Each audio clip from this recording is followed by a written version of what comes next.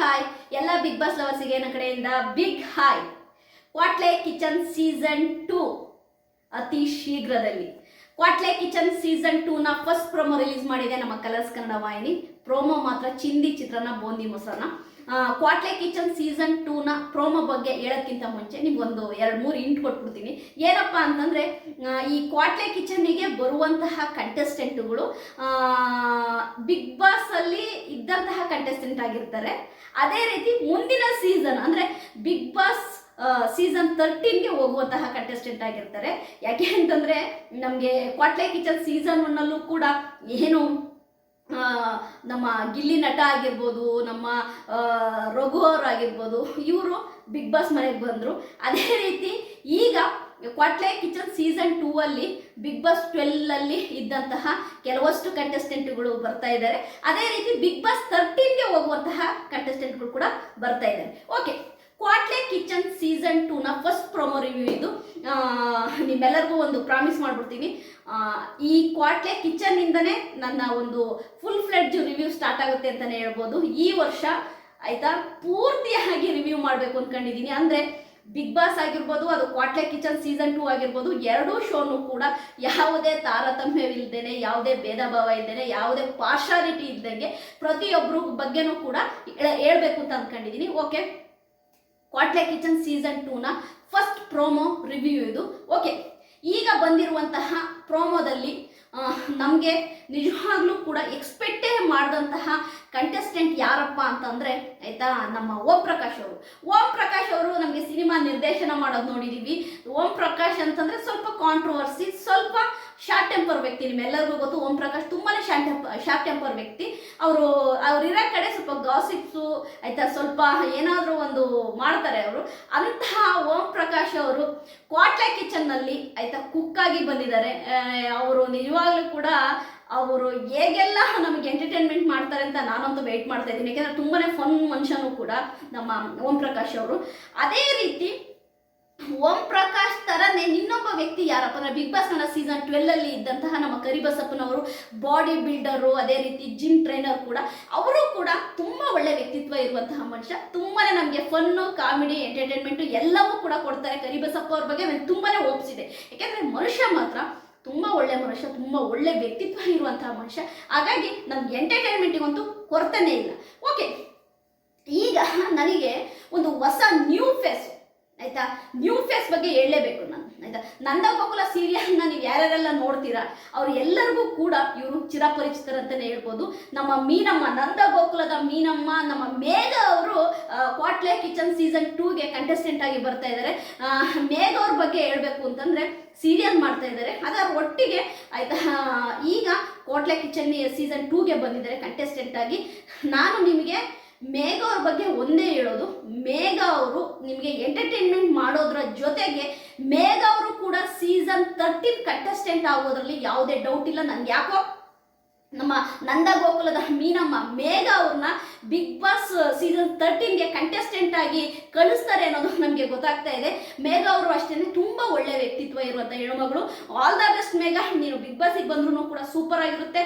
ಕ್ವಾಟ್ಲೆ ಕಿಚನ್ನಲ್ಲಿ ಮೇಘ ಅವರು ಕೂಡ ಸೂಪರಾಗಿ ಎಂಟರ್ಟೈನ್ಮೆಂಟ್ ಮಾಡ್ತಾರೆ ಅಂತ ನಂಗೆ ಗೊತ್ತಾಗ್ತಾ ಇದೆ. ಓಕೆ, ನೆಕ್ಸ್ಟ್ ಆಯಿತಾ, ನಮ್ಮ ಸೂರಜ್ ಅವರು ಬಿಗ್ ಬಾಸ್ ಕನ್ನಡ ಸೀಸನ್ 12ಅಲ್ಲಿ ವೈಲ್ಡ್ ಕಾರ್ಡ್ ಎಂಟ್ರಿ ಆಗಿ ಬಂದಂತಹ ನಮ್ಮ ಸೂರಜ್ ಅವರು ಖಂಡಿತವಾಗ್ಲೂ ಒಂದು ನೆಕ್ಸ್ಟ್ ಲೆವೆಲ್ನ ಟ್ರೆಂಡನ್ನು ಕ್ರಿಯೇಟ್ ಮಾಡ್ಕೊಂಡ್ರು ಅಂತಲೇ ಹೇಳ್ಬೋದು. ಯಾಕೆಂದರೆ ತುಂಬಾ ಸ್ಮೂತಾಗಿ ಮಾತಾಡ್ತಾರೆ, ತುಂಬಾ ವೆಲ್ ಬಿಹೇವ್ಡು ಜೆಂಟಲ್ಮ್ಯಾನ್ ಅಂತಲೇ ಹೇಳ್ಬೋದು ನಮ್ಮ ಸೂರಜ್ ಅವರು. ಯಾಕೆಂದರೆ ಸೂರಜ್ ಅವರು ನಡ್ಕೊಳ್ಳೋ ರೀತಿ ಇರ್ಬೋದು, ಮಾತಾಡೋ ರೀತಿ ಇರ್ಬೋದು, ಎಲ್ಲರಿಗೂ ಇಷ್ಟ ಆಗುತ್ತೆ. ತುಂಬಾ ತಾಳ್ಮೆ ಇರುವಂತಹ ವ್ಯಕ್ತಿತ್ವ.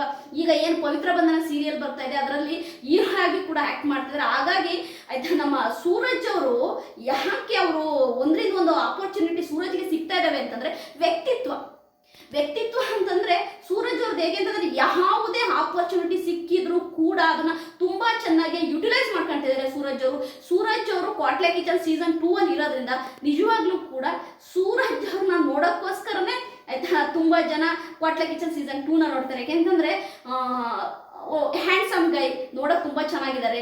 ಅದೇ ರೀತಿ ತುಂಬ ಒಳ್ಳೆ ವ್ಯಕ್ತಿತ್ವ. ಹಾಗಾಗಿ ನಾನಂತೂ ಸೂರಜ್ ಅವ್ರನ್ನ ಕ್ವಾಟ್ಲೆ ಕಿಚನ್ ಸೀಸನ್ 2ಅಲ್ಲಿ ನೋಡೋಕ್ಕೆ ತುಂಬಾ ವೆಯ್ಟ್ ಮಾಡ್ತಾ ಇದ್ದೀನಿ. ಯಾಕೆ ಅಂತಂದರೆ ನಾನು ಒಂದೇ ವಿಷಯ ಹೇಳೋದು, ಸಕ್ಸಸ್ ಅನ್ನೋದು ಆಯ್ತಾ ಯಾರಿಗೆ ಆಗಲಿ ಈಸಿಯಾಗಿ ಬಂದಿರಲ್ಲ. ಅದನ್ನ ಅವರು ತುಂಬಾನೇ ಕಷ್ಟಪಟ್ಟು ತಗೊಂಡಿರ್ತಾರೆ. ಅದನ್ನ ಹೆಂಗೆ ಅವರು ಯುಟಿಲೈಸ್ ಮಾಡ್ಕೊಳ್ತಾರೆ ಅನ್ನೋದ್ರ ಮೇಲೆ ಬಿಟ್ಟಿರುತ್ತೆ. ಹಂಗಾಗಿ ನನಗೆ ಸೂರಜ್ ಅವರು ಸಿಕ್ಕಿದಂತಹ ಅವಕಾಶನ ತುಂಬಾ ಚೆನ್ನಾಗಿ ಯುಟಿಲೈಸ್ ಮಾಡ್ಕೊಳ್ಳೋಂಥ ವ್ಯಕ್ತಿತ್ವ ಇರೋದು. ಹಾಗಾಗಿ ನಮ್ಮ ಕ್ವಾಟ್ಲೆ ಕಿಚನ್ ಸೀಸನ್ 2 ಅಲ್ಲಿ ತುಂಬಾ ಚೆನ್ನಾಗಿ ನಮ್ಮನ್ನ ಎಂಟರ್ಟೈನ್ಮೆಂಟ್ ಮಾಡ್ತಾರೆ ನಮ್ಮ ಸೂರಜ್ ಅವರು ಅಂತೀನಿ.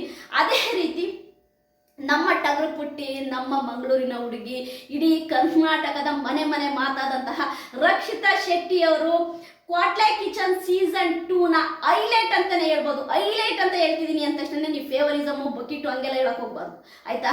ಯಾಕೆ ಹೈಲೈಟ್ ಮಾಡಿ ಹೇಳ್ತಾ ಇದ್ದೀನಿ ಅಂತಂದ್ರೆ, ರಕ್ಷಿತಾ ಶೆಟ್ಟಿ ಕ್ವಾಟ್ಲೆ ಕಿಚನ್ ಸೀಸನ್ 2 ಅಲ್ಲಿ ಇರೋದ್ರಿಂದ ಕಾಮಿಡಿಯ ಜೊತೆಗೆ ಸ್ವಲ್ಪ ಆಯ್ತಾ ಟ್ರೆಂಡು, ಮೀಮ್ಸು ಆಯ್ತಾ ಇವೆಲ್ಲವೂ ಕೂಡ ಕ್ರಿಯೇಟ್ ಆಗ್ತವೆ ಸೋಷಿಯಲ್ ಮೀಡಿಯಾದಲ್ಲಿ.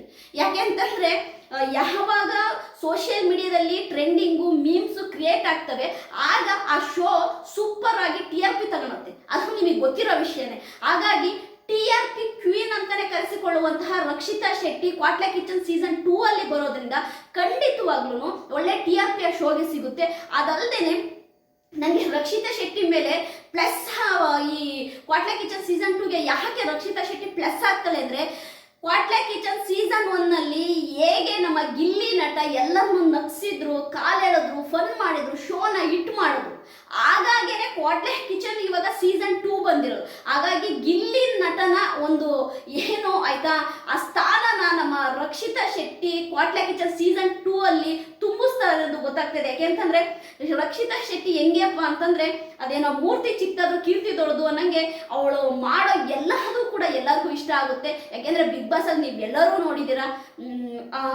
ಆ ಒಂದು ಹುಡುಗಿದು ಹೆಂಗಪ್ಪ ಅಂತಂದ್ರೆ, ನಾನೊಂದು ಬಿಗ್ ಬಾಸ್ ಮನೆಗೆ ಬಂದಿದ್ದೀನಿ, ಶೋ ಅಪ್ ಆಗಿರ್ಬೇಕು ಅನ್ನಂಗೆ ಇರ್ದೇನೆ ಆ ಬಿಗ್ ಬಾಸ್ ಮನೆಯ ಒಳಗಡೆ ನಾನು ಈ ಮನೆಯ ಮನುಷ್ಯ, ನನ್ನ ಮನೆ ಅಂತೇಳಿ ಆ ಹುಡುಗಿ ಆ ಮನೆನ ಓನ್ ಮಾಡ್ಕೊಂಡು ಬದುಕ್ತು ನೋಡು. ಅದಕ್ಕೇನೆ ರನ್ನರ್ ಅಪ್ ಆಗಿ ನಿಂತಿದ್ದು ರಕ್ಷಿತಾ ಶೆಟ್ಟಿ. ಹಾಗಾಗಿ ಈ ಕ್ವಾಟ್ಲೆ ಕಿಚನ್ ಏನಿದೆ, ಕ್ವಾಟ್ಲೆ ಕಿಚನ್ ಸೀಸನ್ 2 ಏನಿದೆ, ಇದು ನಿಜವಾಗ್ಲೂ ಕೂಡ ರಕ್ಷಿತಾ ಶೆಟ್ಟಿಗೆ ಒಂದು ಒಳ್ಳೆ ಹೆಸರನ್ನ ತಂದುಕೊಡುತ್ತೆ. ಹೆಸರು ಜೊತೆಗೆ ಪ್ರಶಂಸೆನೂ ಕೂಡ ತಂದುಕೊಡುತ್ತೆ.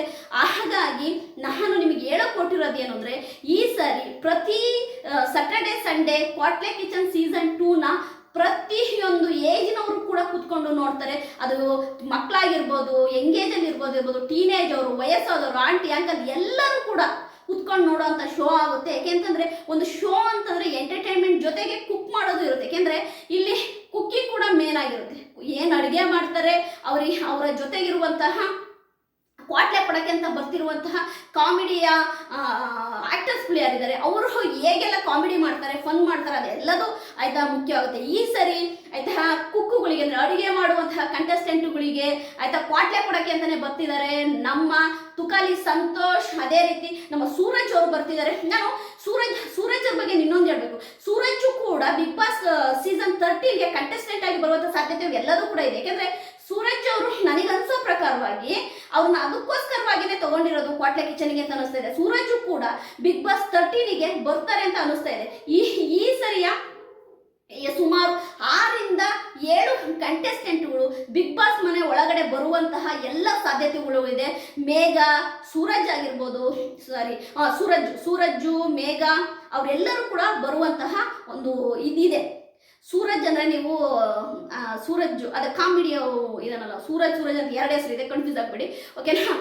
ಈಗ ನಿನ್ನ ಸೆಕೆಂಡ್ ಪ್ರೋಮೋದಲ್ಲಿ ನಿನ್ನಷ್ಟು ಕಂಟೆಸ್ಟೆಂಟ್ಗಳು ನಿಮಗೆ ಗೊತ್ತಾಗ್ತಾರೆ. ಸೆಕೆಂಡ್ ಪ್ರೋಮೋದಲ್ಲಿ ಯಾವ ಕಂಟೆಸ್ಟೆಂಟ್ಗಳು ನೆಕ್ಸ್ಟ್ ಯಾರು ಬರ್ತಾರೆ ಅಂತ. ನನಗೆ ಇರುವಂತಹ ಒಂದು 3 ಕಂಟೆಸ್ಟೆಂಟ್ಗಳನ್ನ ಹೇಳ್ಬಿಡ್ತೀನಿ ಯಾರ್ಯಾರು ಕ್ವಾಟ್ಲೆ ಕಿಚನಿಗೆ ಬರ್ತಾರೆ ನೆಕ್ಸ್ಟ್ ಪ್ರೋಮೋದಲ್ಲಿ ಅಂತ. ನಮ್ಮ ಹೈಲೈಟ್ ನಿಮ್ಗೆ ಗೊತ್ತು, ಬಿಗ್ ಬಾಸ್ ಅಲ್ಲಿ ನಮ್ಮ ಅಶ್ವಿನಿ ಗೌಡ ಅವ್ರು ಬರುವ ಸಾಧ್ಯತೆ ಇದೆ. ಅಶ್ವಿನಿ ಗೌಡ, ಜಾನ್ವಿ ಆಯ್ತಾ, ಇವರಿಬ್ಬರು ಕೂಡ ಬರುವಂತಹ ಸಾಧ್ಯತೆ ಹೆಚ್ಚಿದೆ ಅಂತ ಅನಿಸ್ತಾ ಇದೆ. ಮಲ್ಲಮ್ಮ ಕೂಡ ಬರುವಂತಹ ಸಾಧ್ಯತೆ ಇದೆ.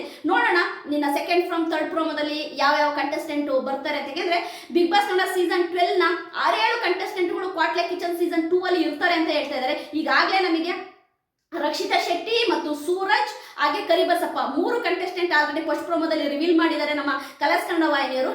ಹಾಗಾದ್ರೆ ಸೆಕೆಂಡ್ ಪ್ರೋಮೋದಲ್ಲಿ ಆಯ್ತಾ ಯಾವ ಕಂಟೆಸ್ಟೆಂಟ್ಗಳನ್ನ ರಿವೀಲ್ ಮಾಡ್ತಾರೆ ಕಾದ್ ನೋಡೋಣ. ಅದರ ಜೊತೆಗೆ ಆಯ್ತಾ ಈ ಸಾರಿ ಕ್ವಾಟ್ಲೆ ಕಿಚನ್ ಸೀಸನ್ 2 ನಾನು ರಿವ್ಯೂ ಮಾಡ್ತೀನಿ ಫುಲ್ ಫ್ರೆಡ್ಜ್ ಆಗಿ ಆಯ್ತಾ. ಕ್ವಾಟ್ಲೆ ಕಿಚನ್ ಇಂದ ಬಿಗ್ ಬಾಸ್ 13 ಎಂಡ್ವರೆಗೂ ನಿಮ್ಮ ಜೊತೆ ಟ್ರಾವೆಲ್ ಮಾಡ್ತೀನಿ. ನನ್ನ ವಿಡಿಯೋಗಳು ನಿಮಗೆ ಇಷ್ಟ ಆದರೆ ಲೈಕ್ ಮಾಡಿ. ಹೆಚ್ಚಿನ ಅಪ್ಡೇಟ್ಸ್, ಬಿಗ್ ಬಾಸ್ ಅಪ್ಡೇಟ್ಸ್ ಆಗಿರ್ಬೋದು, ಕ್ವಾಟ್ಲೆ ಕಿಚನ್ನ ಮುಂದಿನ ಅಪ್ಡೇಟ್ಸಿಗಾಗಿ ಆಯ್ತಾ, ನಿಮಗೆ ನೀವು ಮಾಡಬೇಕಾಗಿರೋದು ಇಷ್ಟೇ, ನನ್ನ ಚಾನಲ್ ಸಬ್ಸ್ಕ್ರೈಬ್ ಮಾಡ್ಕೊಳ್ಳಿ. ಹೀಗೆ ನಿಮ್ಮ ಸಪೋರ್ಟ್ ನನ್ನ ಜೊತೆಗಿರಲಿ. ಇಡೀ ಟ್ರಾವೆಲ್ ಸತತ ಅಂದರೆ ಈ ಮೇ ತಿಂಗಳಿನಿಂದ ಜಾನ್ವರಿ ತನಕ ಸತತ 6 ತಿಂಗಳ ಕಾಲ ನಿಮ್ಮ ಜೊತೆಲಿ ಇರ್ತೀನಿ ನಾನು. ಯಾಕೆಂದ್ರೆ ಕ್ವಾಟ್ಲೆ ಕಿಚನ್ ಬಂದ್ಬಿಟ್ಟು 2.5 months, ಆ ಕಡೆ 3.5 months ಬಂದ್ಬಿಟ್ಟು ಬಿಗ್ ಬಾಸ್. ಸತತ 6 ತಿಂಗಳು ನಿಮ್ಮ ಜೊತೆಲಿ ಇರ್ತೀನಿ. ನಿಮ್ಮ ಕಮೆಂಟ್ಸ್ಗಳು, ನಿಮ್ಮ ಆಯ್ತಾ ಸಪೋರ್ಟು ತುಂಬಾ ಮುಖ್ಯ. ನನ್ನ ವಿಡಿಯೋ ನಿಮಗೆ ಇಷ್ಟ ಆದರೆ ಲೈಕ್ ಮಾಡಿ, ಅದೇ ರೀತಿ ಆಯ್ತಾ ಸಪೋರ್ಟ್ ಮಾಡ್ತಾ ಇರಿ. ಬಾಯ್.